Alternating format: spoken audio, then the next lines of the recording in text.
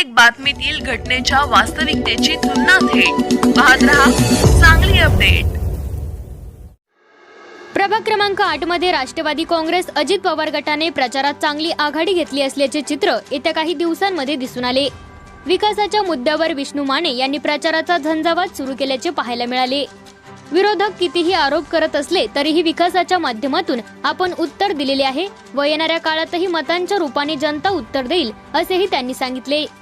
या प्रभागात संजय कोलप, प्रियांका देशमुख, पूनम मोकाशी, विष्णू माने हे 4 उमेदवार निवडणुकीच्या रिंगणात आहेत। सध्या निवडणुकीच्या राजकीय धामधुमीत आपण सर्व पॅनलला प्रचार करत असताना एकंदरीत जनतेतून कसा प्रतिसाद आहे? जनतेतून खूप सुंदर प्रतिसाद आहे। जनतेचं इतकं पाठबळ बघून आनंद होतोय की मी गेल्या 15 वर्षात केलेल्या कामाची चीज जाईल तिथं लोक औक्षण करतात। लोक जुन्या भागात तर मला म्हणतात तुम्ही आमच्याकडे कशाला वेळ घालवालाय, नवीन वाढलेल्या भागात लक्ष केंद्रित करा, तिकडे प्रचार करा। लोकांचा प्रचंड प्रतिसाद आहे। माझं पॅनेल किमान 2,500 ते 3,000 मतांना लीडनं निवडून येईल असं मला वातावरण आहे। 15 वर्षात भरपूर विकास कामं आपल्या माध्यमातून झालेली आहेत। हो आता पुन्हा आपण निवडणुकीला काही शिलेदारांना सोबत घेऊन निवडणूक लढवत आहात। हो, आता सध्या तुमचं विकासाचं पुढचं विजन काय असणार? मला माझ्या प्रभागामध्ये जवळजवळ 100 वर ओपन पीस आहेत।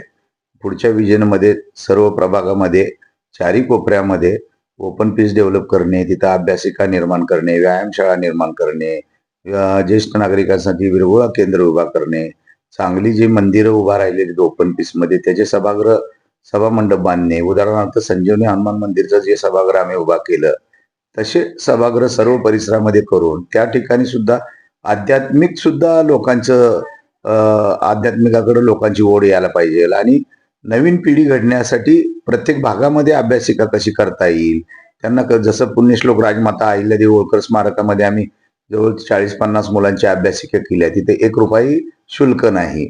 अशा गोष्टी आमचं करण्यावरती भर राहील। मुलांसाठी क्रीडांगण बनवणे, मुलांसाठी आता मी शाहूनगरच्या Sane Guruji society open piece मध्ये क्रीडांगण बनवलेलं आहे। साने रघुवंश सोसायटीच्या ओपन पीस मध्ये ओपन जिम बी आहे, इंडोर जिम बी आहे, तिथे 1 रुपयाही फी नाही, पण आता 5-50 मुलं तिथं व्यायाम करतात। इकडं शेकडो मुलं आता साने गुरुजी सोसायटीच्या ओपन पीसवर खेळतात। अशा ज्या मोठ्या गरजा आहेत मुलांना भावी पिढीला त्या सगळ्या गरजा पूर्ण करणे। आता 2 पाण्याच्या टाक्या उभा केल्या तर आणखी 3री टाकी पाण्याची उभा करणे असेल, मोठं एखादं क्रीडांगणाचं रिझर्वेशन कुपवाडमध्ये असेल ती जागा ताब्यात घेऊन तिथं क्रीडांगण उभा करणे, मोठी गार्डन उभा करणे, हे विजन माझं भविष्यामधल्या कामांमध्ये आहे। कुपवाड ड्रेनेज मधले जे रस्ते खराब झाले ते 100% रस्ते करण्याचं पहिलं प्राधान्य माझं राहील।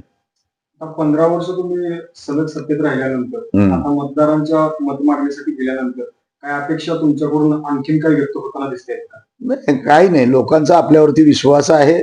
लोक तुम्ही निर्धास्त राहा, तुम्ही काय काळजी करू नका अशी नागरिकांच्या प्रतिक्रिया आहेत। माझं पॅनेल सुद्धा 2,500-3,000 मतांना निवडून येईल अशी आशा आहे मला।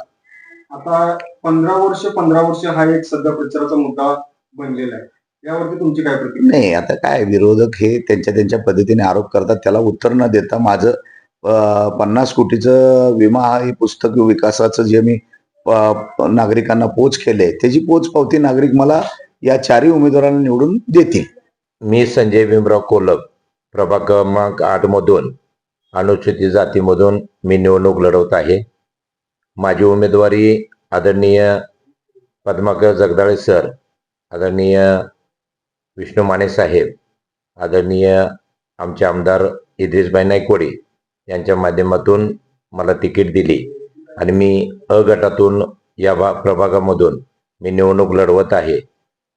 मी प्रभागामध्ये फिरत असताना माने साहेबांच्या सोबत आम्ही प्रचार यंत्रणा चालू ठेवली, त्याच्यामध्ये खरोखर गेले 15 वर्ष माने साहेबांनी जो काम केलेला विमा पुस्तक जे सगळ्यांच्या पुढे गेलं, त्यांनी जे काम केलं ते खरोखर चांगल्या पद्धतीने काम केलेलं आहे।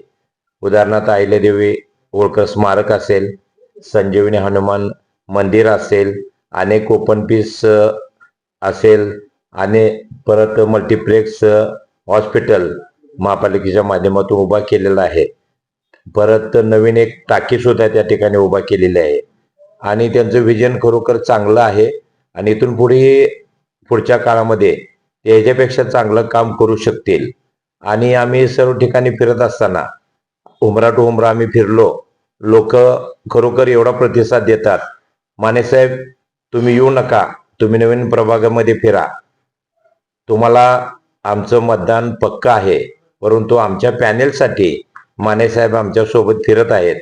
आमच्या पॅनेलमध्ये देशमुख वहिनी आहेत, मोकाशे वहिनी आहेत आणि माने साहेब आहेत आणि मी आहे. आमचं चौघांचं पॅनेल आहे.